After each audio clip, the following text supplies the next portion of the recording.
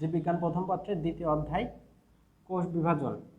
তো প্রথমে হচ্ছে আমাদের সংজ্ঞাটা জানতে হবে, যা আমার কাছে এখানে ইন্টারমিডিয়েট ফার্স্ট ইয়ারের স্টুডেন্টরাও আসো, যাদেরকে রিটেনে লিখতে হবে কোষ বিভাজন কাকে বলে। হয়তো কোশ্চেন আসতে পারে কোষ বিভাজন কাকে বলে, তাহলে আমরা লিখব যে প্রক্রিয়ায় একটি জীবকোষ বিভাজিত হয়ে দুইটি অথবা চারটি অপত্য কোষ, মাতৃকোষের অনুরূপ অপত্য কোষ সৃষ্টি করে। অপত্য কোষ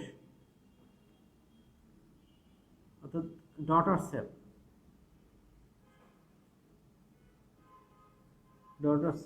যে প্রক্রিয়ায় একটি পরিপূর্ণ কোষ বিভাজিত হয়ে দুইটি অথবা চারটি, দুইটি কখন? মাইটোসিস কোষ বিভাজনের সময় বা অ্যামাইটোসিসের সময়, চারটি কখন? মায়োসিস কোষ বিভাজনের সময় অপত্য কোষ সৃষ্টি করে অর্থাৎ ডটার সেল সৃষ্টি করে, তখন আমরা তাকে কোষ বিভাজন বলি। আচ্ছা, মাদার সেল, যে কোষটা থেকে আসে এই অপত্য কোষগুলো, সেগুলোকে বলা হয় মাদার সেল, আর যেগুলো নতুন তৈরি হয় তাদেরকে বলা হয় ডটার সেল। এখানে কোনো কিন্তু সন সেল হবে না। ইচ্ছে করলে ডটার দেবো, আমি তো ছেলে মানুষ, আমি দেবো সন সেল, এটা করা যাবে না। কারণ কি, এই যে অপত্য কোষ দুইটা বা চারটা তৈরি হলো, এরাও কিন্তু পরবর্তীতে বিভাজিত হয়ে এরাও কিন্তু নতুন কোষ তৈরি করবে। তো নতুন কোষের জন্ম দিবে, সহজ কথায়। এই জন্ম দেওয়ার ক্ষমতা শুধুমাত্র মেয়েদেরই আছে। বিধাতা এই ছেলেদেরকে আমাদেরকে জন্ম দেওয়ার ক্ষমতাটা দান করেননি, শুধুমাত্র মেয়েদেরকে এই জন্ম দেওয়ার ক্ষমতা। এক আছে মেয়েদের, আর এক আছে মাটির জন্ম দেওয়ার ক্ষমতা। তো এই কারণে আমরা সন সেল ব্যবহার করতে পারবো না, ডটার সেল বলতে হবে। ঠিক আছে? তো এখন আমরা চলে যাই কোষ বিভাজন এর আবিষ্কার সম্পর্কিত একটু কথা আছে বইতে, যেটা হচ্ছে 1882 সালে 1882 ওয়াল্টার ফ্লেমিং, ডাব্লিউ ফ্লেমিং হচ্ছে প্রথম কোষ বিভাজন প্রত্যক্ষণ করেন। কোথায়? সামুদ্রিক স্যালামান্ডারের কোষে। এর বৈজ্ঞানিক নামকে দেওয়া আছে স্যালামান্ডার, সহজ। সামুদ্রিক স্যালামান্ডারের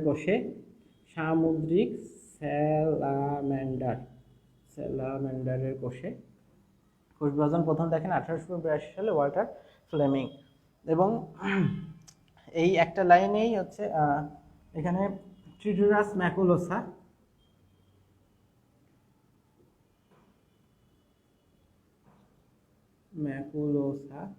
হচ্ছে তিনি এর বৈজ্ঞানিক নামকরণ আর কি। এর চারটা, একটা লাইন থেকে তোমার চারটা অবজেক্টিভ পড়তে হবে। 1882 সাল, সামুদ্রিক স্যালামান্ডার, ওয়াল্টার ফ্লেমিং এবং ট্রিটিরাস ম্যাকুলোসা। দেখো প্রকারভেদ, 3 প্রকার। এক নম্বর হচ্ছে অ্যামাইটোসিস কোষ বিভাজন।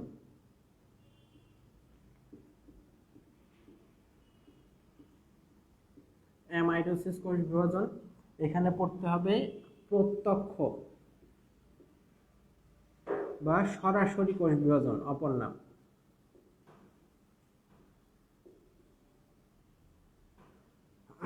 প্রত্যক্ষ বা সরাসরি কোষ বিভাজন অ্যামাইটোসিস কোষ বিভাজনের অপর নাম। ঠিক আছে? আচ্ছা, প্রথমে আমরা যদি অ্যামাইটোসিস নিয়ে অল্প একটু পড়াশোনা আছে, এটুকু যদি একবারে পড়ে যাই, একে প্রত্যক্ষ বা সরাসরি কোষ বিভাজন বলা হয় কেন? যারা ইন্টারমিডিয়েটে আছে, খতে অনেক সময় প্রশ্ন করা হয় যে অ্যামাইটোসিসকে প্রত্যক্ষ কোষ বিভাজন বলা হয় কেন। তাইলে আমরা উত্তর লিখব, মানে আমি শুধু মেইন কথাটুকু বলে দিচ্ছি।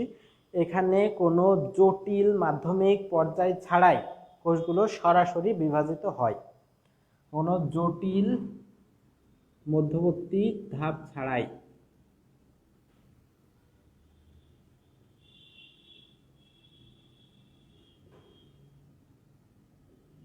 এই কথাটুকু অবশ্যই উল্লেখ করতে হবে, জটিল মধ্যবর্তী ধাপ ছাড়াই। তুমি দেখছো মাইটোসিস কোষ বিভাজন প্রক্রিয়ায় স্পিন্ডল যন্ত্র তৈরি হওয়ার প্রয়োজন পড়ে। এর ভিতর হচ্ছে আমার নিউক্লিয়ার মেমব্রেন, নিউক্লিওলাস ইত্যাদি বিলুপ্ত হওয়া, আবার ফিরে আসা ইত্যাদি অনেক ঘটনা আছে। আমরা সব কিছুই আজকে শিখবো। কিন্তু অ্যামাইটোসিস প্রক্রিয়ায় কোনো জটিল মধ্যবর্তী ধাপ নেই, কোনো স্পিন্ডল যন্ত্র তৈরি করবে না, কোনো লেপটোটিন, জাইগোটিন ইত্যাদি জটিল ধাপের ভিতর দিয়ে যাবে না। শুধু তোমার বাসাতে যদি আটা তুমি কখনো করে থাকো, দুটো আটার দলা, মানে একটা আটার দলা 2 হাতে নিবা, টান দিয়ে ছিঁড়ে ফেলবা। যেইটা প্রক্রিয়া, এটা হচ্ছে অ্যামাইটোসিস প্রক্রিয়ার মতন। এই কারণে কোনো জটিল মধ্যবর্তী ধাপ ছাড়া হয় কারণে একে বলা হয় প্রত্যক্ষ বা সরাসরি কোষ বিভাজন। এখন কথা হচ্ছে অ্যামাইটোসিস কোষ বিভাজনে অংশ গ্রহণ করে কারা? এককোষী জীব। উত্তর আছে কি? এককোষী জীব যারা আছে তারা নর্মালি হচ্ছে অ্যামাইটোসিস কোষ বিভাজন প্রক্রিয়ায় অংশ নেয়। এছাড়া একটু বইতে ক্লিয়ারলি ওরে লেখা আছে east amoeba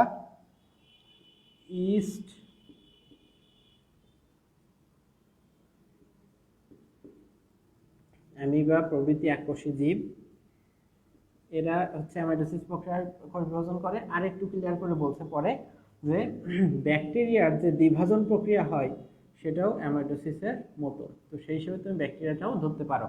east, amoeba, bacteria এবং এককোষী ইত্যাদি প্রভৃতি এককোষী জীব, এটুকু শুধুমাত্র অ্যামাইটোসিস থেকে পড়া লাগবে। আচ্ছা, এরপর আর একটা কথা বলছেন যে স্ট্রাসবুর্জার লিখছে এখনকার বইতে, আগের বইতে ছিল স্ট্রাসবার্গার, বেশ শুনলে খিদে খিদে পাইতো, স্ট্রাসবার্গার। হ্যাঁ, এখন লেখা আছে স্ট্রাসবুর্জার। তো এখানে কি আছে বলছেন যে অ্যামাইটোসিস প্রক্রিয়া থেকেই সকল উন্নত এবং জটিল কোষ বিভাজন প্রক্রিয়ার সৃষ্টি হয়েছে। কোনটা থেকে? অ্যামাইটোসিস থেকে জটিল আর উন্নত, অর্থাৎ মাইটোসিস এবং মায়োসিসের কথা উনি বলতেছেন। তাহলে এখান থেকে তিনটা বা দুইটা অবজেক্টিভ আসতে পারে। একটা হচ্ছে যে অ্যামাইটোসিস থেকেই সকল জটিল উন্নত কোষ বিভাজন প্রক্রিয়া তৈরি হয়েছে, এই কথা কে বলছেন? উত্তর স্ট্রাসবার্গার ও স্ট্রাসবুর্জার। দ্বিতীয় কথা হচ্ছে কোনটা থেকে জটিল এবং উন্নত ধাপ তৈরি হয়েছে? অ্যামাইটোসিস থেকে। আর হচ্ছে মানে স্ট্রাসবার্গার কি কথা বলেন বা নিচের কোন উক্তিটি করেন। ঠিক আছে, এই তিন ধরনের কোশ্চেন আসতে পারে, তো এটা শিখে রাখতে হবে। ঠিক আছে, এরপর আমরা চলে যাচ্ছি তাহলে মাইটোসিসে। এগুলো মুছে দিলাম।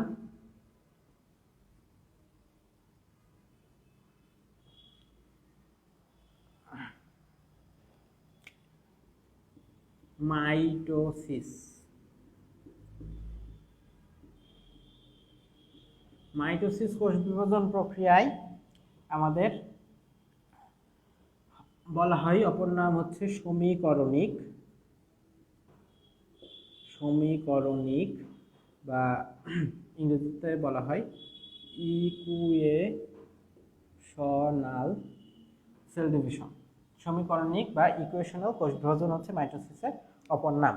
তাহলে মাইটোসিস প্রথম যদি আমি বলি সংজ্ঞাটা কি, তাহলে যে কোষ বিভাজন প্রক্রিয়ায় একটি মাতৃকোষ থেকে দুইটি মাতৃকোষের অনুরূপ অপত্য কোষ সৃষ্টি হয়, একটি থেকে দুইটি, এবং সেটা মাতৃকোষের একদম অনুরূপ, তাকে মাইটোসিস কোষ বিভাজন বলে। এবার সবচেয়ে কমন প্রশ্ন অধ্যায়ে খতে তুমি বারবার পাবা, হয়তো থাকবে মাইটোসিসকে সমীকরণিক বা ইকুয়েশনাল সেল ডিভিশন বলা হয় কেন, বা মিওসিসকে হ্রাসমূলক বা রিডাকশনাল সেল ডিভিশন বলা হয় কেন। ইকুয়েশনাল এভাবেও থাকতে পারে। তো আমরা কি লিখব? প্রথমে তো ধরো সংজ্ঞাটা লিখতে পারি মাইটোসিসের। এরপর যে মেইন কথাটুকু আমি এখানেও আবার বলে দিচ্ছি, মেইন যে কথাটুকু তোমার কোশ্চেনের উত্তরে থাকতেই হবে সেটা হচ্ছে গসাগু। কি বললাম? গসাগু। হ্যাঁ, জীব বিজ্ঞানের ভিতরে আবার অঙ্ক কোথা থেকে চলে আসলো? গসাগু, অর্থাৎ যে অপত্য কোষ তৈরি হবে মাইটোসিস প্রক্রিয়ায়, যে অপত্য কোষ তৈরি হবে তার গঠন, সংখ্যা এবং গুণাগুণ। গঠন, সংখ্যা এবং গুণাগুণ হুবহু মাতৃকোষের অনুরূপ হতে হবে। তো মনে রাখবো গসাগু, এই তিনটা পয়েন্ট কেউ প্লিজ মিস করবে না রিটেন লেখার সময়। গঠন, সংখ্যা এবং গুণাগুণ, ক্রোমোজোমের গঠন, সংখ্যা এবং গুণাগুণ হুবহু মাতৃকোষের অনুরূপ হবে। এই কারণে মাইটোসিসকে সমীকরণিক বা ইকুয়েশনাল কোষ বিভাজন বলতে। যেমন আমরা একটা ম্যাথমেটিক্যাল সমীকরণ লিখি, এই বাম পাশের রাশি ডান পাশের রাশি যেমন সমান থাকে, এখানেও গঠন, সংখ্যা, গুণাগুণ এইগুলো সমান থাকবে। মাইটোসিস কোথায় ঘটে সেটা আমরা শিখি। মাইটোসিস কোথায় ঘটে? মাইটোসিস ঘটে হচ্ছে কোনো জীবের দেহকোষে। জীবের দেহকোষে।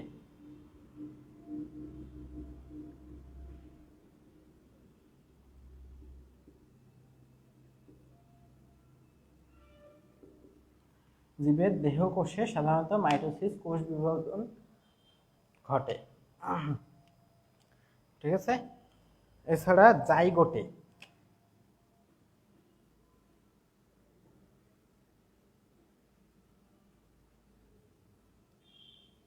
সাধারণত উচ্চ শ্রেণীর জীবের জাইগোটে, জাইগোটে উচ্চ শ্রেণীর জীবের, একটু ব্র্যাকেটে লিখে দিই, উচ্চ শ্রেণীর জীবে, উচ্চ শ্রেণীর জীবের জাইগোটে মাইটোসিস কোষ বিভাজন ঘটে। কোথায় কোথায় ঘটে একটু জানতে হবে। এখানে নিউক্লিয়াস এবং ক্রোমোজোম উভয়ই একবার করে বিভাজিত হয়, নিউক্লিয়াস এবং ক্রোমোজোম দুটোই একবার করে বিভাজিত হয়। দেখানো আছে লাইনটা বইতে, দেখো। তো এখানে মাইটোসিস কোষ বিভাজন প্রক্রিয়ায় বিভাজন দেখা যায় দুই ধাপে, একটা হচ্ছে নিউক্লিয়াসের বিভাজন আর একটা হচ্ছে তোমার সাইটোপ্লাজমের বিভাজন। দেখো, বিভাজনটা হয়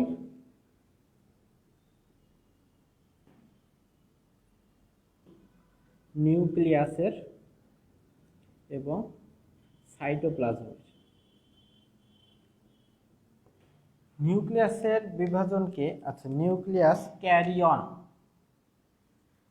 ক্যারিয়ন শব্দের অর্থই হচ্ছে নিউক্লিয়াস।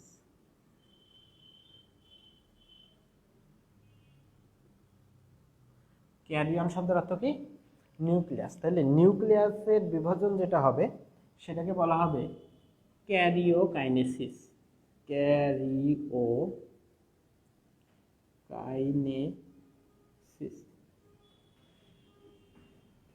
সাইটোপ্লাজমের বিভাজন যেটা হবে সেটাকে বলা হবে সাইটোকাইনেসিস, সাইটোকাইনেসিস। অর্থাৎ কাইনেসিস বলতেই আমরা ধরে নেব যে বিভাজনের কথা বলতেছে। যদি ক্যারিও বলে তাহলে আমরা বুঝবো যে নিউক্লিয়াস, আর যদি সাইটো বলে তাহলে বুঝবো হচ্ছে সাইটোপ্লাজমের বিভাজনের কথা বলতেছে। তো এবার আমরা একটু আলোচনা করব হচ্ছে কোষ চক্র সম্পর্কে।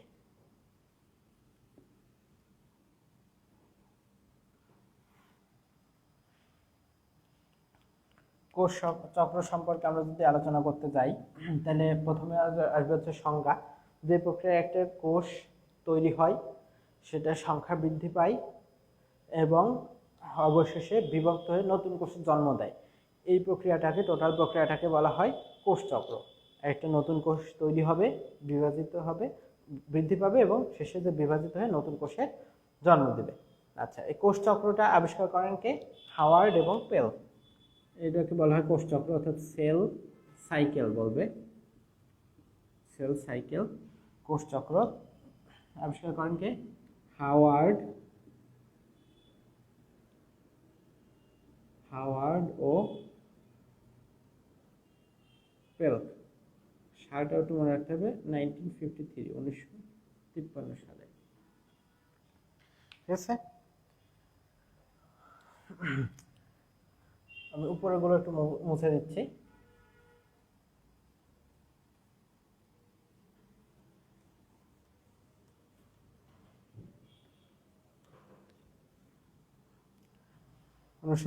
সালে। এখন কোষ, কিছু কিছু কোষ আছে যারা খুব দ্রুত বিভাজিত হয়, আবার কিছু কিছু কোষ আছে যারা কখনোই বিভাজিত হয় না। কিছু আছে দ্রুত বিভাজিত হয় আর কিছু আছে কখনোই বিভাজিত হয় না। দ্রুত বিভাজিত হয় কারা? ভদ্র মেম।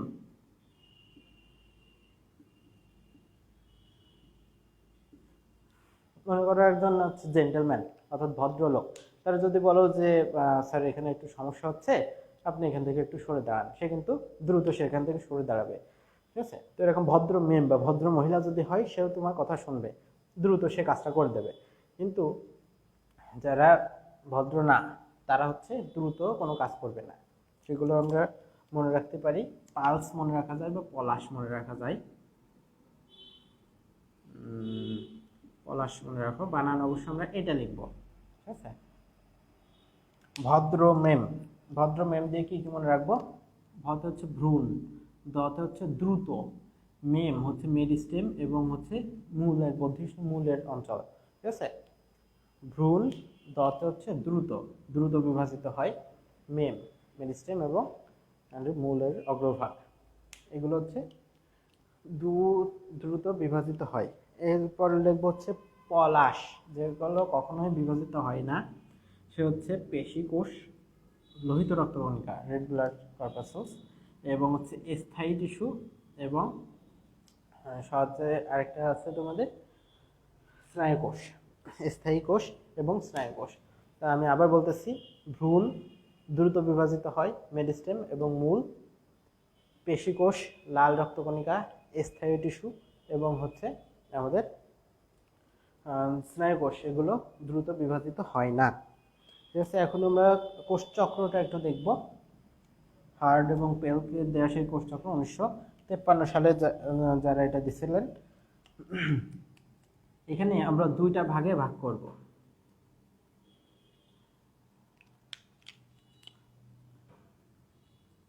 বইতে সুন্দর চিত্র দেওয়া আছে, দেখবা।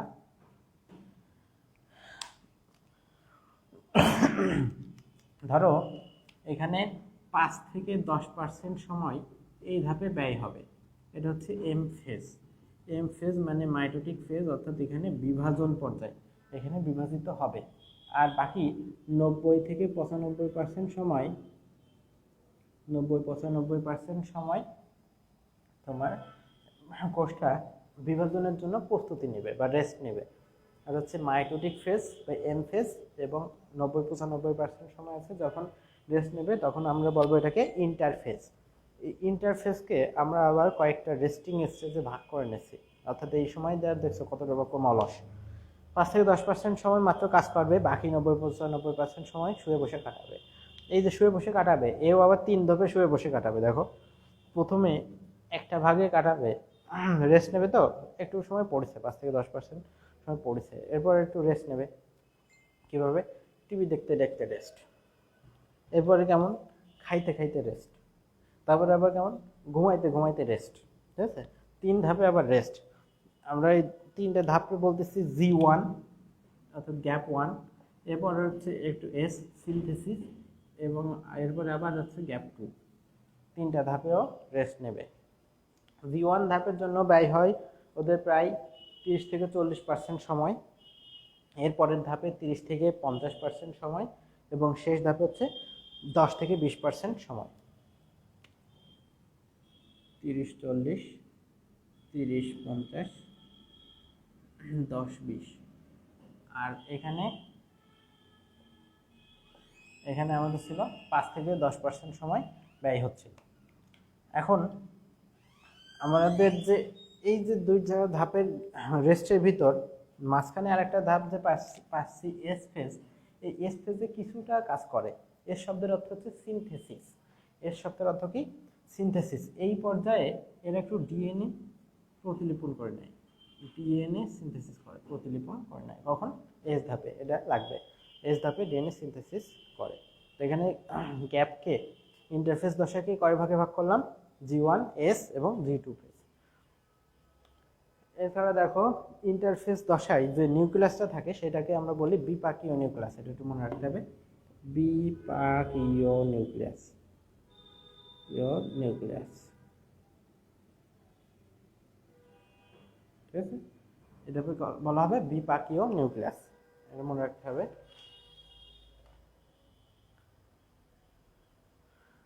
আচ্ছা, এরপর আমরা একটু মাইটোটিক ফেজের ব্যাপারে আরেকটু আলোচনা করি। এখানে মাইটোটিক ফেজের পর অর্থাৎ এরকম চক্র চলতে থাকে, একটা এম ফেজ, এরপর হচ্ছে একটা ইন্টারফেজ, আবার এরপর একটা এম ফেজ শুরু হয়ে যায়, আবার এরপর একটা ইন্টারফেজ আসবে, এভাবে ক্রমান্বয়ে চলতে থাকবে। তো এখানে আমাদের স্তন্যপায়ীদের কোষচক্রে মাইটোটিক দশা প্রায় 1 থেকে 1.5 ঘন্টা স্থায়ী হয়। এটা শিখতে হবে, 1 থেকে 1.5 ঘন্টা স্থায়ী হয়, 1 থেকে 1.5 ঘন্টা, এটা লাগবে। এখন আমরা মাইটোসিস, কোষ বিভাজন, অর্থাৎ যে ক্যারিওকাইনেসিস, এইটাকে আমরা বিভক্ত করব এবং সেই সম্পর্কিত বিস্তারিত আলোচনা করব। দেখো, মুছে দিলাম।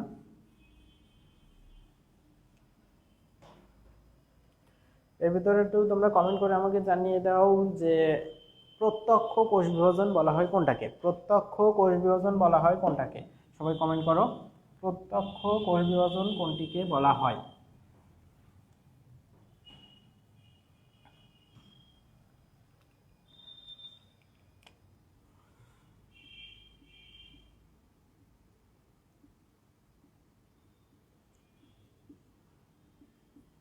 প্রোফেজ, দেখো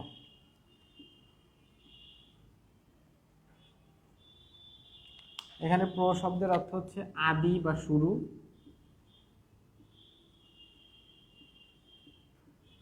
আদি বা শুরু, ফেজ শব্দের অর্থ হচ্ছে দশা, আচ্ছা শুরুর পর্যায়। প্রোফেজে এখানে কি ঘটে, প্রোফেজ পর্যায়ে কি ঘটে, প্রথম হচ্ছে এটা প্রথম কথা বলতে হবে সবচেয়ে দীর্ঘস্থায়ী ধাপ, এটা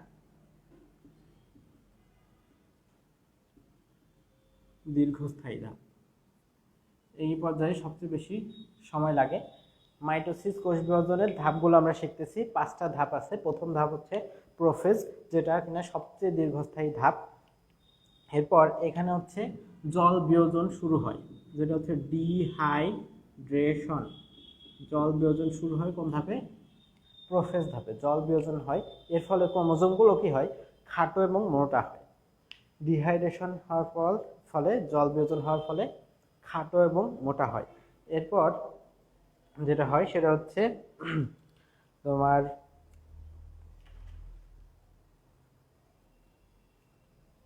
ক্রোমোজোমগুলো 2টা ক্রোমাটিডে বিভক্ত হয় এই ধাপে। এটা একটু দেখতে হবে ভালো করে। দেখো এই একটা ক্রোমোজোম চিন্তা করো, এই ক্রোমোজোম 2টা ক্রোমাটিডে লম্বালম্বিভাবে 2টা ক্রোমাটিডে বিভক্ত হয়, মানে কি ঠিক এই মাঝ বরাবর এই লম্বালম্বিভাবে 2টা ক্রোমাটিডে বিভক্ত হবে, কিন্তু সেন্ট্রোমিয়ার ব্যতীত, অর্থাৎ এই সেন্ট্রোমিয়ারটা কিন্তু তখন বিভাজিত হবে না। তখন থাকবে কেমন, এই যে মাঝখান দিয়ে এক খণ্ড হয়ে গেছে, এই পাশে এক খণ্ড হয়ে গেছে, এই পাশে একটা খণ্ড হয়েছে, এই পাশে একটা খণ্ড হয়েছে। দেখো সেন্ট্রোমিয়ার বিভাজিত হয়নি, কিন্তু একটা ক্রোমোজোম এই 2টা ক্রোমাটিডে বিভক্ত হয়ে গেছে। এখন এই পাশের টুকু, এইটুকু কিন্তু একটা ক্রোমাটিড, এই পাশের এইটুকু কিন্তু একটা ক্রোমাটিড। ক্রোমাটিড আছে কয়টা, 2টা। এখন অনেকে ভুল ধারণা করে যে এইটা আর এইটা, এই 2টা মিলে হয়তো একটা ক্রোমাটিড, এই 2টা মিলে হয়তো একটা ক্রোমাটিড না। এই যে লম্বালম্বি ভাগ হলো, এই পাশের 2টা, এই 2টা মিলে একটা ক্রোমাটিড, এই পাশের 2টা মিলে হচ্ছে একটা ক্রোমাটিড। তো লম্বালম্বিভাবে 2টা ক্রোমাটিডে বিভক্ত হয় কখন, ক্রোমাটিডে বিভক্ত হয় কোন ধাপে, ক্রোমাটিডে বিভক্ত হয় হচ্ছে তোমার প্রোফেজ ধাপে, ঠিক আছে। এরপর এখানে হচ্ছে নিউক্লিওলাস এবং নিউক্লিয়ার মেমব্রেন বিলুপ্তি ঘটতে থাকে শুধুমাত্র ঘটতে থাকে, খেয়াল করবা ঘটতে থাকে। আর এরপর একটা সবচেয়ে ইম্পর্টেন্ট যে কথাটা আছে সেটা হচ্ছে স্পিন্ডল তন্তু।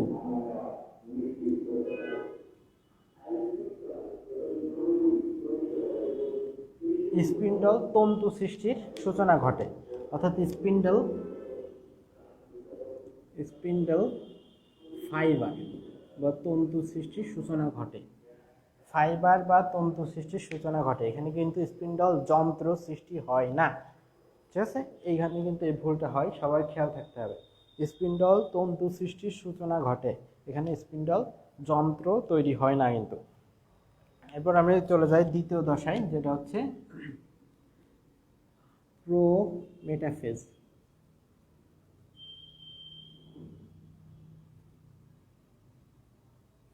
প্রোমেটাফেজ, প্রো শব্দের অর্থ প্রাক বা আদি, মেটাফেজ অর্থ হচ্ছে মধ্য পর্যায়। তো হচ্ছে প্রাক মধ্য পর্যায় বলবে এটা। প্রাক মধ্য পর্যায়ে ঘটনাগুলো কি ঘটে আমরা একটু দেখি। এই যে স্পিন্ডল মানে নিউক্লিওলাস এবং নিউক্লিয়ার মেমব্রেনটা বিলুপ্ত ঘটতে থাকছিল, এটা পুরোপুরি এখানে বিলুপ্ত হয়ে যায়। এছাড়া স্পিন্ডল তন্তু মিলে, স্পিন্ডল ফাইবার মিলে স্পিন্ডল যন্ত্র গঠিত হয়। স্পিন্ডল যন্ত্র বা অ্যাপারেটাস, স্পিন্ডল অ্যাপারেটাস এখানে গঠিত হয়। এখানে ভালো করে দেখো তাহলে পার্থক্যটা কোথায় আসলে, এখানে হচ্ছিল তন্তু, এখানে হচ্ছিল যন্ত্র। এটাই কিন্তু আসে বেশিরভাগ ক্ষেত্রে, এটা ভুল হয়ে যায়। আমি এটা মুছে দিচ্ছি। এখন আমরা একটু ভালো করে দেখি। প্রথম আসো স্পিন্ডল। স্পিন্ডল শব্দের অর্থ কি? তোমার বইতে 9-10 বইতে হয়তো তোমার বইতে লেখা ছিল মাকু যন্ত্র। মাকু মানেই বা কি? মাকু বা স্পিন্ডল শব্দের অর্থ হচ্ছে এরকম একটা আকৃতি যার উপরে নিচে দুই জায়গায় সরু এবং মাঝখানে পেটটা মোটা। উপরে এবং নিচে সরু, মাঝখানে পেটটা মোটা, এটাকে বলা হয় মাকু যন্ত্র। মাকু, ঠিক আছে? তাহলে এটা হচ্ছে মূলত শাড়ি, কাপড়, গামছা ইত্যাদি তাঁতিদের ব্যবহার করার একটা যন্ত্রের নাম অনুসারে আসছে, মাকু বলে ওরা বাংলায়। তো চিন্তা করো,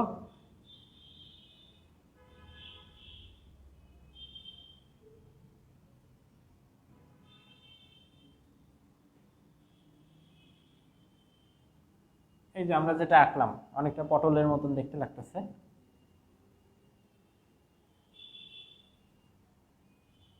ঠিক আছে, এই যে আমরা এখানে আঁকলাম, তো এইটা হচ্ছে একটা পুরো স্পিন্ডল যন্ত্র হয়েছে, স্পিন্ডল অ্যাপারেটাস হয়েছে।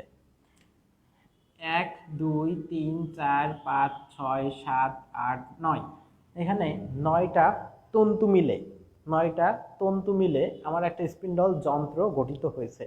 তো এই যে তন্তু বা ফাইবার তৈরি হওয়া শুরু করছিল একটা করে, প্রথম তন্তু তৈরি হওয়া শুরু করছিল হচ্ছে প্রোফেজ দশায়, কিন্তু পুরো 9টা তন্তু বা অনেক ক্ষেত্রে 7টা তন্তু মিলে তোমার একটা কমপ্লিট যন্ত্র তৈরি হয়ে গেছে কিন্তু প্রো মেটাফেজ ধাপে, প্রো মেটাফেজ ধাপে। ঠিক আছে, তো একটু একটু খেয়াল রাখতে হবে।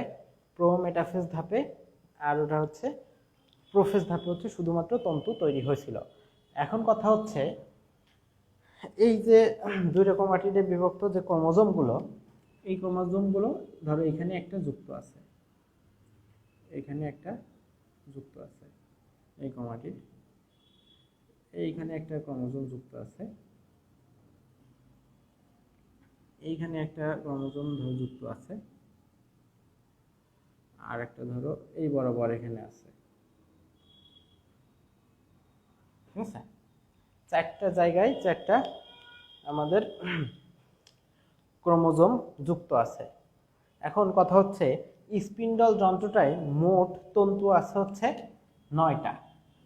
এর ভিতরে আমি ক্রোমোজোম আঁকছি কয়টা? 4টা। এখন এই যে 9টা তন্তু আছে টোটাল, এই 9টা তন্তুকেই বলা হবে স্পিন্ডল ফাইবার,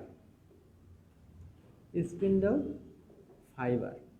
কিন্তু যে 4টা তন্তুর সাথে এই একটা, একটা, আমি একই তো এই দুইটা আঁকে ফেলছি, চিন্তা করো এখানে একটা, এই একটা, তো 4টা তন্তুর সাথে শুধুমাত্র ক্রোমোজোমগুলো যুক্ত আছে। যে 4টা লাকি তন্তুর সাথে ক্রোমোজোমগুলো যুক্ত আছে এদেরকে বলবে ট্রাকশন ফাইবার।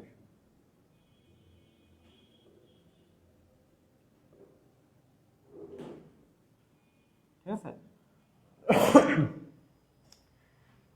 মোট 9টা তন্তু আছে স্পিন্ডল ফাইবার এবং 4টার সাথে শুধুমাত্র এই ক্রোমোজোমগুলো যুক্ত আছে। এই 4টার সাথে যুক্ত হওয়ার কারণ কি? এদের বিশেষ এক ধরনের আকর্ষণ, অ্যাট্রাকশন বলে না, অ্যাট্রাকশন থেকে আমরা নিচে শুধু ট্রাকশন।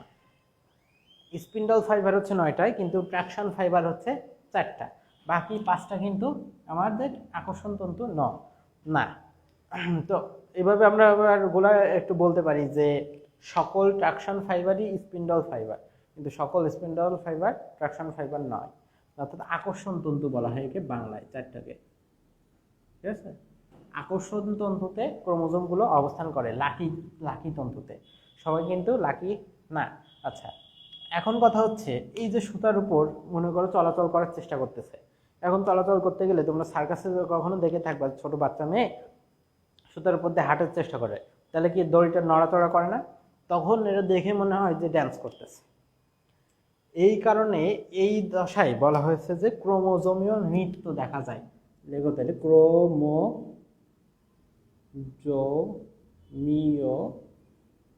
নৃত্য। ক্রোমোজোমীয় নৃত্য কোন ধাপে দেখা যায়? ক্রোমোজোমাল ড্যান্স প্রোমেটাফেজ ধাপে দেখা যায়। আচ্ছা, মূলত কি হয়?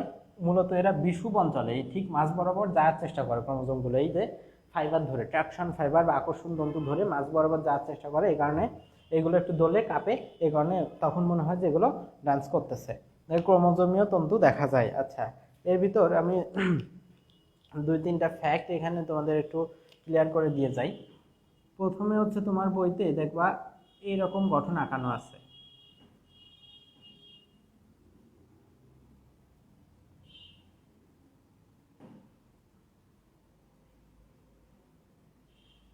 এরকম গঠন আঁকানো আছে। এর কারণ কি? বাইরের এটা কি বুঝায়? কোষ প্রাচীর বুঝায়। কোষ প্রাচীর কাদের বৈশিষ্ট্য? অবশ্যই উদ্ভিদের বৈশিষ্ট্য। তার মানে এটা কোন কি আঁকানো আছে? উদ্ভিদ কোষ আঁকানো আছে। আচ্ছা, প্রাণী কোষ এর পাশে আরেকটা আঁকানো থাকে পুরোপুরি গোল্লা দিয়ে, এর ভিতরে স্পিন্ডল তন্তু ইত্যাদি থাকে। তো ওটা কি? প্রাণী কোষ। কারণ কি? ওর কোনো কোষ প্রাচীর নাই। এবার আসো, এই যে এখানে যে দিল 4টা, 1 2 3 4, কেউ কি এটা কখনো খেয়াল করছো বা ভেবে দেখছো যে আসলে 4টা কেন দিল? কেন এর থেকে বেশি বা কম দিল না? বা আমি কি পরীক্ষার খাতায় এর থেকে কম আঁকতে পারবো? কম আঁকতে পারলে তো আমার ঝামেলা কম, ঠিক আছে? বা এর থেকে কি বেশি দেওয়া যাবে? চাইলে আমার বড় আকার হয়ে গেছে, এখন দেখতে খারাপ দেখাচ্ছে ছোট 4টা দিলে। কি হয়েছে ব্যাপারটা? আসলে তুমি যদি প্রথম অধ্যায় ভালো করে পড়ে থাকো, দেখতে পারবা যে উদ্ভিদ জগতে সর্বনিম্ন ক্রোমোজোম আছে হচ্ছে 4টি। ক্রোমোজোম আছে 4টি। এই কারণে প্রথম কথা হচ্ছে আমরা 4টার নিচে আঁকতে পারবো না, 3টা ইচ্ছে করলে দেওয়া যাবে না। আচ্ছা, এরপর আসো যে বিজোড় সংখ্যা দেওয়া যাবে না। কারণ কি? তুমি দেখতে পারবা ছকটা যদি ভালো করে অ্যানালাইসিস করো, কখনো কোনো কিছুর ক্রোমোজোম সংখ্যা বিজোড় হইতে পারে না, ঠিক আছে? হয়তো তোমার হচ্ছে জোড় হইতে হবে প্রথম শর্ত, দ্বিতীয়ত হচ্ছে সর্বনিম্ন আছে 4টা, 4টার কমে বিজোড় সংখ্যা আছে 2টা তুমি ইউজ করতে পারবা না। এই কারণে 4টা আছে, বইতে যেমন আছে হুবহু তেমন আঁকারই চেষ্টা করবো, ওটাই সঠিক আছে, ঠিক আছে? ক্রোমোজোমীয় নৃত্য দেখা যায় প্রোমেটাফেজ ধাপে স্পিন্ডল যন্ত্র আমাদের হয়ে গেল। এরপর আসো শেষে একটা কথা লেখা আছে, এখানে অ্যাস্টার তন্তু বিস্তৃত হয়। অ্যাস্টার তন্তু প্রাণী কোষে অ্যাস্টার তন্তু বিস্তৃত হয়। কোনটি থেকে? সেন্ট্রিওল থেকে। নিউরন কোষ কেন বিভাজিত হতে পারে না? কারণ এদের সেন্ট্রিওল থাকে না। প্রাণী কোষের নিউরন যদি বিভাজিত হইতে চায় তাহলে হচ্ছে নিউরন লাগবে, মানে নিউরন যদি বিভাজিত হয় তাহলে সেন্ট্রিওল লাগবে। সেন্ট্রিওল কি করে? এই যে অ্যাস্টার তন্তুটা বিস্তৃত করে, এটা থাকে না, তার কারণে প্রাণী কোষের নিউরনটা কখনো বিভাজিত হতেও পারে না।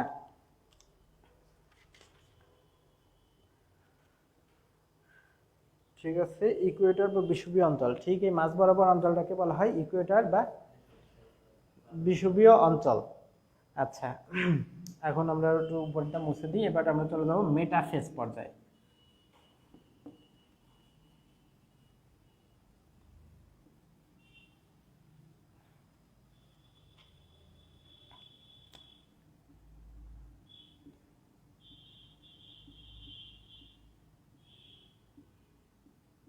মেটাফেজ বা মধ্য পর্যায়।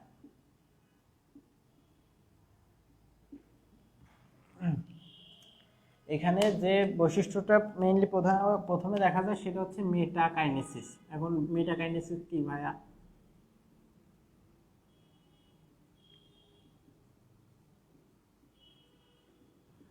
দেখো, এই যে আমাদের স্পিন্ডল যন্ত্রের 2 মেরুর মাঝামাঝি এই যে এলাকাটাকে এখান কারণে বলা হয় বিষুবীয় অঞ্চল। বিষুবীয় অঞ্চল, বিষুবীয় অঞ্চলে ইলেকট্রন ক্রোমোজোমগুলো বিন্যস্ত হওয়াকে বলা হয় মেটাকাইনেসিস, ঠিক আছে? ক্রোমোজোমগুলো এখান থেকে চলে আসছে, দড়ির উপর আস্তে আস্তে হাঁটতে হাঁটতে আসছে, দেখে মনে হচ্ছে যে নৃত্য করতেছে, ক্রোমোজোমীয় নৃত্য, তাই না? এখান থেকে সবগুলো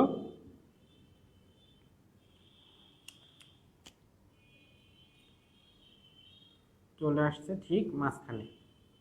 এখানে একটা আছে, ধরো এখানে একটা আছে, চিন্তা করো এখানে একটা আছে, একটা এখানে আছে।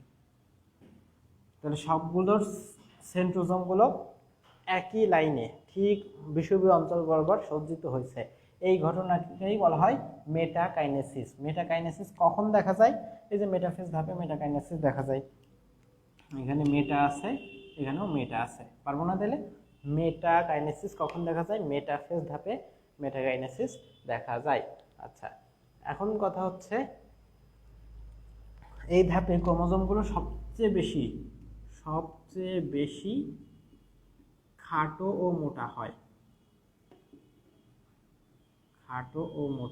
প্রথমে আমরা দেখছিলাম প্রোফেজ ধাপে একটু খাটো মোটা হয়েছিল, কিন্তু সবচেয়ে বেশি হয় কখন? এই ধাপে হয়। এখানে কারণ হয় যে সুপার কয়েলিং এবং কনডেনসেশন, এই দুটো জিনিস ঘটে। সুপার কয়েলিং ও কনডেনসেশন,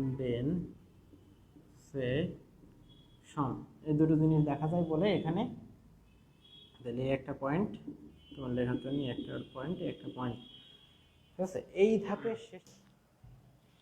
দেখো এরপর একটু কনডেনসেশন, এরপর সর্বশেষ যে পয়েন্টটা এখানে লিখবো সেটা হচ্ছে এই পর্যায়ে শেষ ধাপে এসে, একদম শেষে এসে ক্রোমোজোমগুলো আগে এরকম কি ছিল, দুটো ক্রোমাটিডে বিভক্ত হয়েছিল সেন্ট্রোমিয়ার ব্যতীত। এখন এই সেন্ট্রোমিয়ারটাও মাঝখান থেকে ভাগ হয়ে যাবে, ফলে দুইটা অপত্য ক্রোমোজোম সৃষ্টি হবে। ঠিক আছে,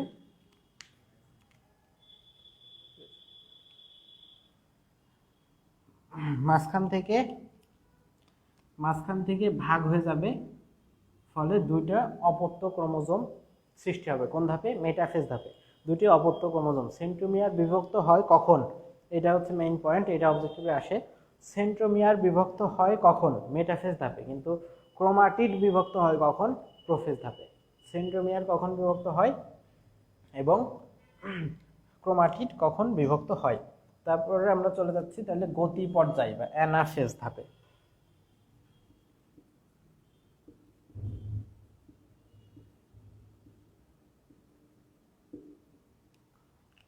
অ্যানাফেজ ধাপে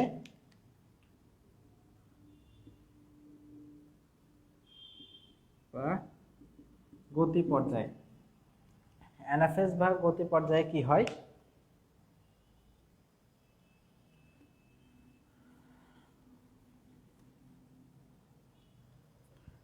ক্রোমোজোমগুলো VLJ-I ইত্যাদি ইংরেজি অক্ষরগুলোর মতন বিন্যস্ত হতে শুরু করে। VLJ-I ইংরেজি অক্ষরগুলোর মতন বিন্যস্ত হতে শুরু করে কোন ধাপে? অ্যানাফেজ ধাপে। এখন কোনটা কোন আকারে সেটা তোমার একটু মনে রাখতে হবে। VLJ-I কোনটা কোন আকারে? তো চিন্তা করো, VLJ-I এটা হচ্ছে আমি আমার এক স্টুডেন্টকে শিখাই দিছি, সে পড়ে গেছে। কিছুদিন পর আমার এসে বলতেছে যে দাদা VLJ-I কোনটা কোন আকারের সেটা তো আমি মনে রাখতে পারি না, সেটা আমি বারবার ভুলে যাই, বারবার পড়ি আর ভুলে যাই। কি বললো? VLJ-I ভুলে যাই।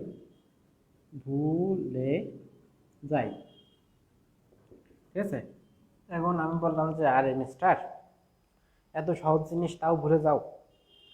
আমি বললাম কি, আরে মিস্টার, এত সহজ জিনিস তাও ভুলে যাও, এ জায়গায় বসো, আমি তোমারে শেখা দিচ্ছি। তারপর কি করলো সে? হি স্যাড বিসাইড মি, তাই না? হি স্যাড বিসাইড মি, তাহলে মিস্টার, আমি যে বললাম এই যে মিস্টার, এত সহজ জিনিস তাও ভুলে যাও, মিস্টার স্যাড বিসাইড মি, তাই না? স্যাড, তাহলে আমরা মনে রাখবো কি? VLJ-I ভুলে যাই mister sad. VLJ-I mister sad. V হচ্ছে metacentric, M for metacentric, L for submetacentric, J for acrocentric এবং আই ফর হচ্ছে টেলোসেন্ট্রিক। VLJ-I ভুলে যায় mister sad. V metacentric, L submetacentric, J acrocentric, I হচ্ছে টেলোসেন্ট্রিক। তোমার suggestion হচ্ছে এটাই সবচেয়ে বেশি আসতে দেখা যায় যে জে অ্যাক্রোসেন্ট্রিক। এটা সাজেশন চারটায় ঘুরে ফিরে মোটামুটি আসবে, এইটাই বেশি আসে VLJ-I অ্যানাফেজ ধাপে। আচ্ছা, এবার চলে আসি আমরা আরেকটু বৈশিষ্ট্য এখান থেকে পড়তে হবে। মাঝখান থেকে দুটো ক্রোমাটিডে বিভক্ত হয়ে আলাদা হয়ে গেছে, তাহলে আগে ছিল হচ্ছে 4টা ক্রোমোজোম, এখন আছে কয়টা? 4 দুগুণে 8টা হয়ে গেছে। 4 দুগুণে 8টা হয়ে গেছে। এখন এইগুলো হচ্ছে আমাদের মেরু, এই একটা মেরু, এই একটা মেরু, মেরু অভিমুখে চলাচল শুরু করবে।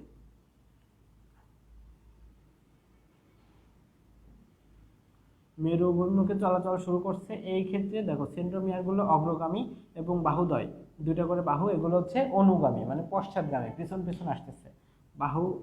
বাহুগুলো হচ্ছে অনুগামী এবং সেন্ট্রিওলগুলো হচ্ছে অগ্রগামী। সেন্ট্রিওলগুলো সামনের দিকে যাচ্ছে, বাহুগুলো হচ্ছে পেছনের দিকে যাচ্ছে, পেছন পেছন আসতেছে। মেরুর কাছাকাছি পৌঁছালে এই ধাপটা সমাপ্তি ঘটে। মেরুর কাছাকাছি পৌঁছালে এই ধাপটা সমাপ্তি ঘটে। এইটা অবজেক্টিভে আসে প্রায়। মেরুর কাছাকাছি পৌঁছালে কোন ধাপ সমাপ্তি ঘটে? অ্যানাফেজ ধাপের সমাপ্তি ঘটে। পারবো আশা করি।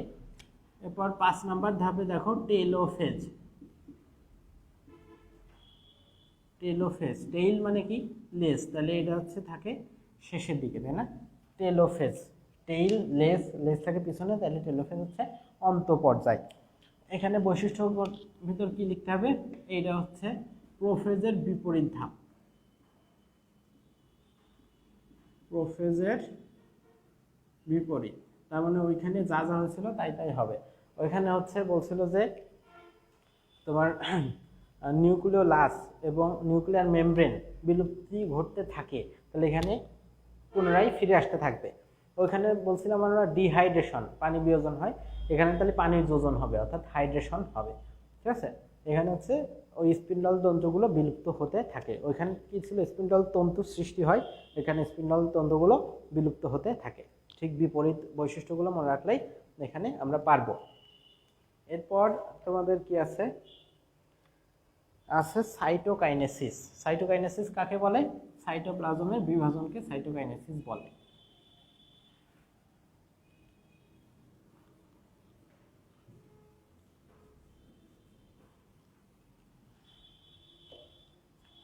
এখন দেখো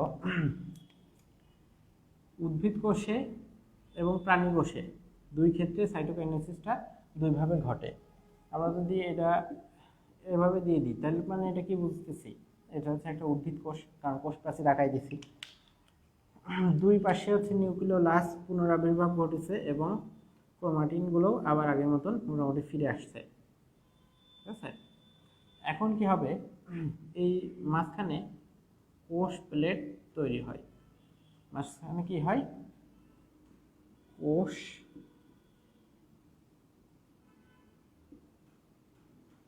প্লেট তৈরি হয় উদ্ভিদ কোষের ক্ষেত্রে। কিন্তু প্রাণী কোষে কি হয়? প্রাণী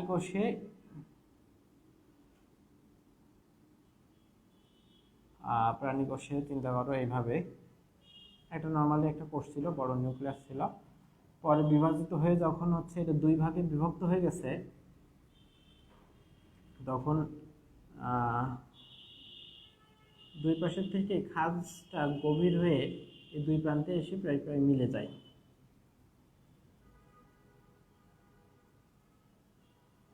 ঠিক আছে, দুই পাশের থেকে এরকম খাঁজটা গভীর হয়ে এসে শেষ পর্যন্ত একসাথে মিলে যায়, এখান থেকে এক পাশে মিলে ছাড়া যায়।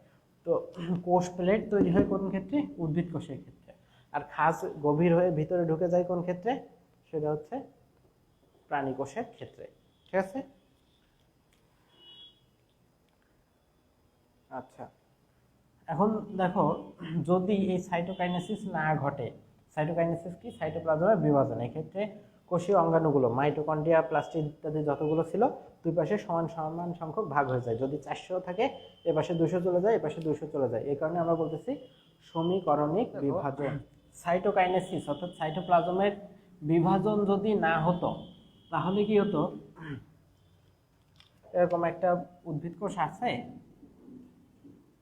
এর মধ্যে একবার বিভাজিত হয়ে এখানে একটা নতুন কোষ তৈরি হয়েছে, এখানে একটা নতুন কোষ তৈরি হয়েছে, এরপর এর থেকে আবার এখানে বিভাজিত হয়েছে, আবার এর থেকে দুটো হয়েছে। ঠিক আছে, এভাবে সংখ্যা বৃদ্ধি করতে করতে একটা কোষের ভিতর প্রচুর সংখ্যক নিউক্লিয়াস চলে আসছে। এখন এই অবস্থাকে আমরা কি বলবো? এই কারণে সাইটোপ্লাজমের বিভাজনটা খুব দরকার। এই কারণে আমরা একে বলবো বহু নিউক্লিয়াস যুক্ত কোষ। একটা কোষের ভিতরেই বহু সংখ্যক নিউক্লিয়াস আছে। এই ধরনের উদ্ভিদ কোষকে বলা হয় একটা নাম, এবং প্রাণী কোষকে একটা নাম বলা হয়। প্রাণী কোষকে বলা হয় প্লাজমোডিয়াম,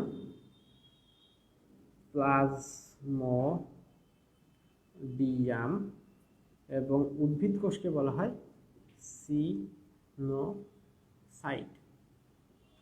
সিনোসাইট এবং প্লাজমোডিয়াম। মনে রাখতে পারো সহজেই, পথে প্রাণী, পথে হচ্ছে প্লাজমোডিয়াম, উদ্ভিদ কোষকে বলা হয় সিনোসাইট। ঠিক আছে, তো ডাবের পানি এরকম বহু নিউক্লিয়াস বিভাজনের মুক্ত নিউক্লিয়ার বিভাজনের ফসল, অর্থাৎ একটা কোষের ভিতর অনেকগুলো নিউক্লিয়াস তৈরি হয়ে গেছে বিভাজিত হতে হতে। ঠিক আছে, এরপর হচ্ছে মাইটোসিসের গুরুত্ব বলছে তোমার বইতে। মাইটোসিসের গুরুত্ব রিটেনে খুব বেশি ইম্পর্টেন্ট, ঘতে অবশ্যই আসবে, অবজেক্টিভের জন্য ইম্পর্টেন্ট। আমি একটা শর্ট ভিডিও দিছিলাম ইউটিউবে মাইটোসিস মিয়োসিসের গুরুত্ব নিয়ে, যেহেতু প্রায়ই তোমরা দেখছি আমি ভুল করো এটা, এর কারণে তোমরা এখানে মনে রাখবা শুধু মাইটোসিসের গুরুত্বের ক্ষেত্রে, মাইটোসিস এর গুরুত্বের ক্ষেত্রে তিনটে কথা মনে রাখবো: বৃদ্ধি, রক্ষা, পূরণ। বৃদ্ধি, রক্ষা, পূরণ। কোষের সংখ্যা বৃদ্ধি, সমতা রক্ষা, ক্ষতস্থান পূরণ, ঠিক আছে, ইত্যাদি ইত্যাদি বহু কথা আছে, আমি বইতে বলতেছি একটু।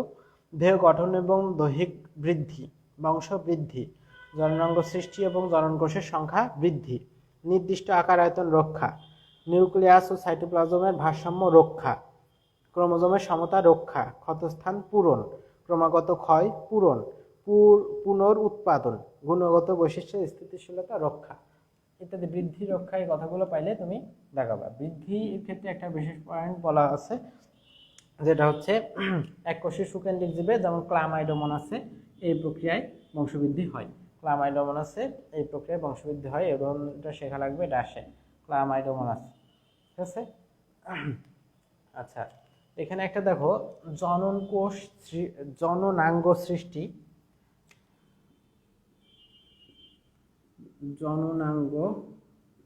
সৃষ্টি, জননাঙ্গ হচ্ছে দেহেরই একটা অংশ, তো দেহ গঠন করা মাইটোসিসের কাজ, জননাঙ্গ তো দেহের একটা অঙ্গ, তাই না? তাহলে এইটা সৃষ্টি করা মাইটোসিসের কাজ হবে, এটা ভুল হয় কিন্তু। যদি বলে জনন কোষ সৃষ্টি, জনন কোষ অর্থাৎ শুক্রাণু বা ডিম্বাণু, এটা কিন্তু মাইটোসিস প্রক্রিয়ায় সৃষ্টি হয় না, এটা মায়োসিস প্রক্রিয়ায় সৃষ্টি হয়। জননাঙ্গ সৃষ্টি দেহের একটা অঙ্গ, তাহলে এটা মাইটোসিস প্রক্রিয়া হয়, কিন্তু জনন কোষ মানে হচ্ছে শুক্রাণু বা ডিম্বাণু, অর্থাৎ এখানে থাকে হচ্ছে এন, যেটা জনন মাতৃকোষ 2n থেকে বিভাজিত হয়ে এনে চলে আসে, অর্থাৎ এখানে হয় মায়োসিস কোষ বিভাজন। ঠিক আছে, ক্রোমোজোমের, তোমার বইতে এখানে লেখা আছে ক্রোমোজোমের সমতা রক্ষা, নামের শেষে কি আছে? রক্ষা আছে, তাহলে এইটা তুমি লাগাবা মাইটোসিসের গুরুত্বে। আর ওপাশে একটা কি আছে যেন, ক্রোমোজোমের সংখ্যা ধ্রুব রাখা, হ্যাঁ, ক্রোমোজোমের সংখ্যা ধ্রুব রাখা, ওটা কিন্তু শেষে রক্ষা নেই, তাহলে তুমি ওটা মাইটোসিসের গুরুত্বতে দেবা না। আচ্ছা, এরপর একটু আছে মাইটোসিসের ক্ষতিকর দিক। মাইটোসিস মানে কি, একটা থেকে দুইটা হবে। এখন যদি বিভাজিত হইতে হইতে দেখা যাচ্ছে যে নিয়ন্ত্রণের বাইরে চলে যাচ্ছে, এখানে আমার একটা কোষ বিভাজন হয়েছে, একটা সুনির্দিষ্ট গঠনে আছে, কিন্তু একটা কোষ এখানে বিগড়ে বসলো, সেটা বিভাজিত হতে থাকলো, তাহলে কি হবে? এখানে আস্তে আস্তে টিউমারের মতন তৈরি হবে, পরে ওইটা কোনো কারণে ক্যান্সারের রূপ নিতে পারে। তো মাইটোসিসের ক্ষতিকর দিক আছে কি, টিউমার এবং ক্যান্সার সৃষ্টি হওয়া, এখানে হচ্ছে P53 নামক একটা ধরনের প্রোটিন আছে, যেটা তোমার কোষ চক্রকে নিয়ন্ত্রিত করে রাখে, এর অতিরিক্ত বিভাজিত হতে দেয় না। কিন্তু এইটার যদি কখনোভাবে নিয়ন্ত্রণ নষ্ট হয়ে যায়, তখন তা অনিয়ন্ত্রিত মাইটোসিস বিভাজন হতে থাকে এবং কোষটা বিভাজিত হয়ে টিউমার বা ক্যান্সারের রূপ নেয়। P53 নামক এক ধরনের প্রোটিন। এখানে কোষের মৃত্যু সম্পর্কে দুটো কথা বলা হয়েছে, একটা হচ্ছে অ্যাপোপ্টোসিস, আর একটা হচ্ছে তোমার জেনেটিক্যালি নিয়ন্ত্রিত মৃত্যু। একটা মনে রাখতে হচ্ছে GPA, ঠিক আছে, বা গ্যাপও মনে রাখতে পারো। আর একটা হচ্ছে তোমার নেক্রোসিস। নেক্রোসিস পুষ্টির অভাবে যদি মৃত্যু হয়, পুষ্টির অভাব, কোষের nutrition, nutrition, N for nutrition, N for necrosis, পুষ্টির অভাবে মারা গেলে জেনেটিক্যালি নিয়ন্ত্রিত মৃত্যু কোনটা? অ্যাপোপ্টোসিস। ঠিক আছে, জিপিএ না মনে রাখে তুমি, মনে রাখো বরং গ্যাপ। ঠিক আছে, জেনেটিক্যালি নিয়ন্ত্রিত মৃত্যু হচ্ছে অ্যাপ মানে অ্যাপোপ্টোসিস। ঠিক আছে, এরপর আমরা দেখব তাহলে মায়োসিস কোষ বিভাজন। 3 নাম্বার কোষ বিভাজন, এটা হচ্ছে মায়োসিস। আগে এটাকে বলা হতো মিওসিস, এখন বলা হয় মায়োসিস। ঠিক আছে, এটা হচ্ছে হ্রাসমূলক বা রিডাকশনাল কোষ বিভাজন বলা হয়। ক্ষতে আসবে যে কেন, তাহলে আমরা দাগাবো, কারণ এই প্রক্রিয়ায় কোষ বিভাজিত হলে ক্রোমোজোমের সংখ্যা অর্ধেক হয়ে যায়। ক্রোমোজোম যেটা ছিল সেটা 2n থেকে n হয়ে যায়, ক্রোমোজোম সংখ্যা অর্ধেক হয়ে যায়। 46টা থাকলে এই কোষে 23টা হয়ে যায় ক্রোমোজোম। এই কারণে একে বলা হয় হ্রাসমূলক কোষ বিভাজন। এই ক্ষেত্রে নিউক্লিয়াসটা 2 বার বিভাজিত হয়। মনে রাখতে পারো নিউক্লিয়াস, নিউ মানে কি নিউক্লিয়াস, নিউক্লিয়াস, টন মানে কি 2। নিউক্লিয়াস 2 বার বিভাজিত হয়, কিন্তু ক্রোমোজোম মাত্র একবারই বিভাজিত হয়, নিউটন। ঠিক আছে, কোথায় হয় এটা? জনন মাতৃকোষে হয়। কোথায় ঘটে? 1 নম্বর হচ্ছে জনন মাতৃকোষে, একটা হচ্ছে শুক্রাণু মাতৃকোষ এবং আরেকটা হচ্ছে ডিম্বাণু মাতৃকোষ, আর একটা হচ্ছে নিম্ন শ্রেণীর জীবে জাইগোটে হয়। 2 জায়গায় ঘটতে দেখা যায়। আচ্ছা, এখন আমরা শিখবো মায়োসিস কোষ বিভাজন আবার 2 রকম।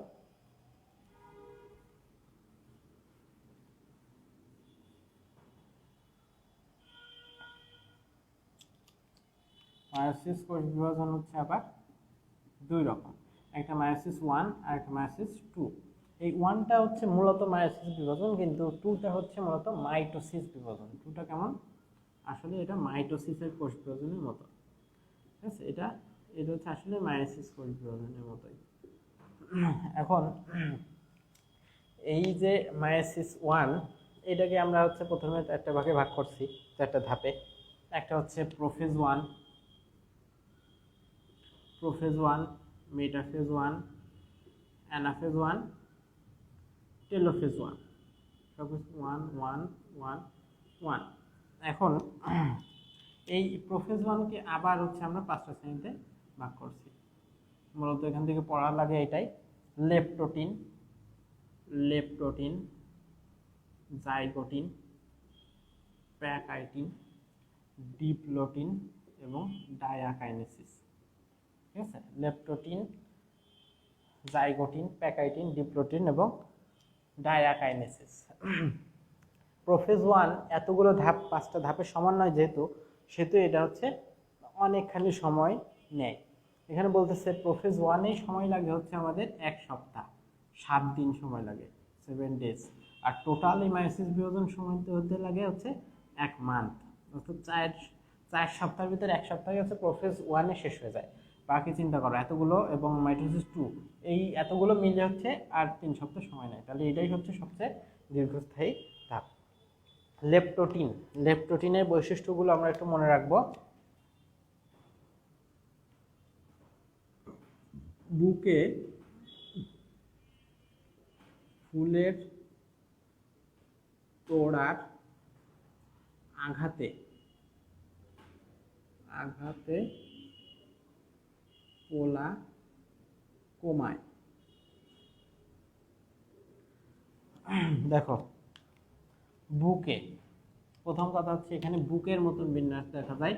বুকে স্পেলিংটা শিখতে হবে, BOUQUET, বুক, বউ কুয়েত, এটা হচ্ছে বুকে। ফুলের দোকানে যে বুকে দেয় না, এটা বউ কুয়েত, বুকে, ফুলের তোড়া। বুকে মানেই হচ্ছে ফুলের তোড়ার মতন গঠন দেখা যায়, বুকে বা ফুলের তোড়ার মতন গঠন দেখা যায় কোন ধাপে? লেপটোটিন। পোলা মানে পোলারাইজড বিন্যাস দেখা যায়, পোলারাইজড বিন্যাস দেখা যায়। কোমাই মানে হচ্ছে ক্রোমোমিয়ার দানা এর গায়ে লেগে থাকে, ক্রোমোমিয়ার দানা লেগে থাকে।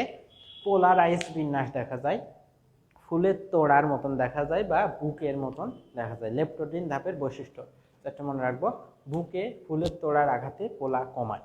ঠিক আছে, এরপর জাইগোটিন আমরা পড়বো একটু। জাইগোটিন এর বৈশিষ্ট্য ভিতরে আসবে যেটা, সেটা হচ্ছে বস বা বিও ডবল এস দিয়েও মনে রাখতে পারো বস। জাইগোটিন হচ্ছে বস।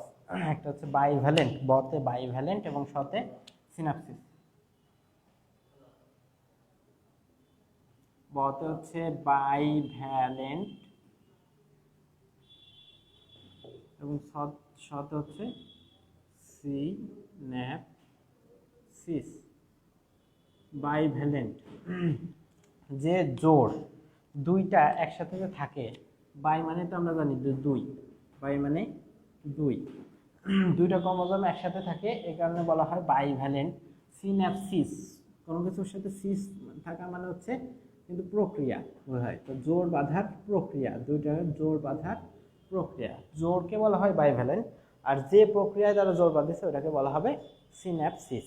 ঠিক আছে, এরপর হচ্ছে আছে প্যাকাইটিন। এই ধাপটা হচ্ছে সবচেয়ে বেশি গুরুত্বপূর্ণ, কারণ কি এইখানে আমাদের সে বহুল প্রতীক্ষিত ক্রসিং ওভার ঘটে। ক্রসিং ওভার কোন ধাপে ঘটে? প্যাকাইটিন ধাপে ঘটে। আচ্ছা, এর আগে আর কি কি বৈশিষ্ট্য আছে এখানে? টেট্রাড গঠন দেখা যায়।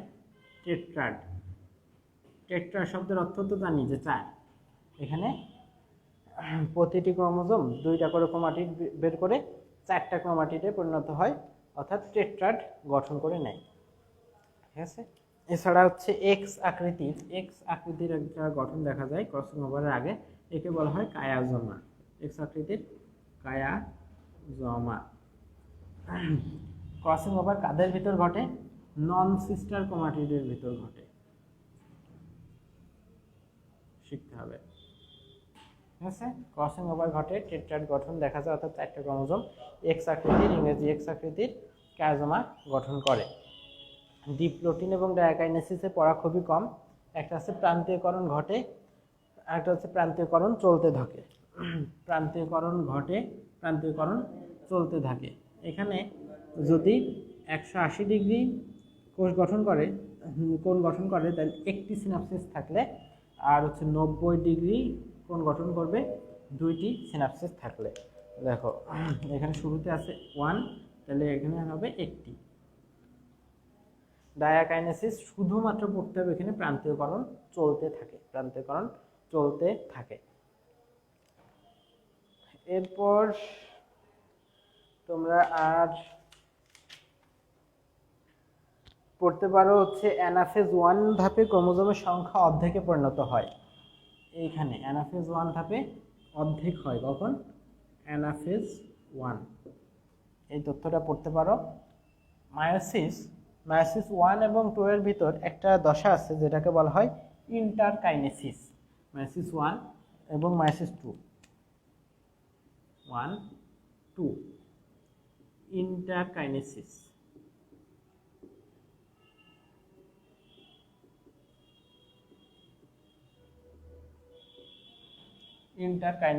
একটা দশা দেখা যায়, এখানে শুধু রেস্ট নেই, এখানে কোনো ডিএনএ প্রতিলিপন বনলিপন ঘটে না, ডিএনএ সিনথেসিস ঘটে না।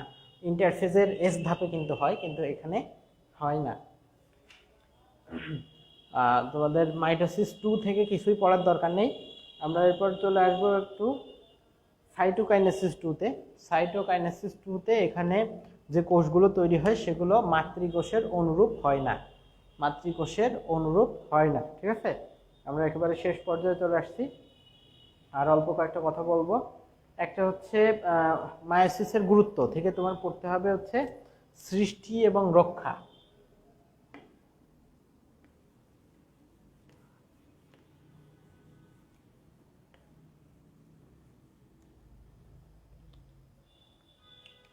মায়োসিসের গুরুত্ব থেকে আমরা কি পড়বো?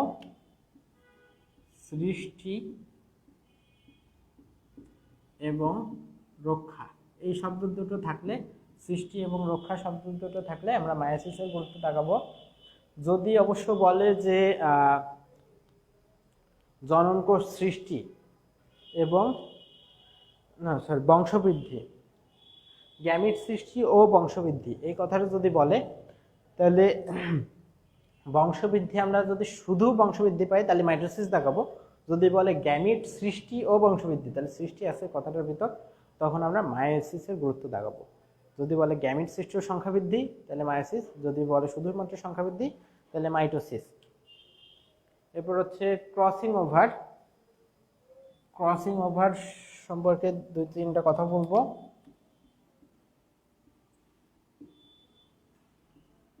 ক্রসিং ওভার, 1 নম্বরে কথা আছে হচ্ছে এখানে ক্রসিং ওভার ঘটে নন সিস্টার ক্রোমাটিডের ভিতর,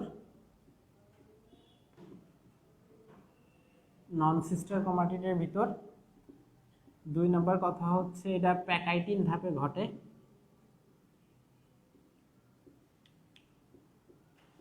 এবং 3 নম্বর কথা হচ্ছে এটা হোমোলোগাস ক্রোমোজোমে ঘটে।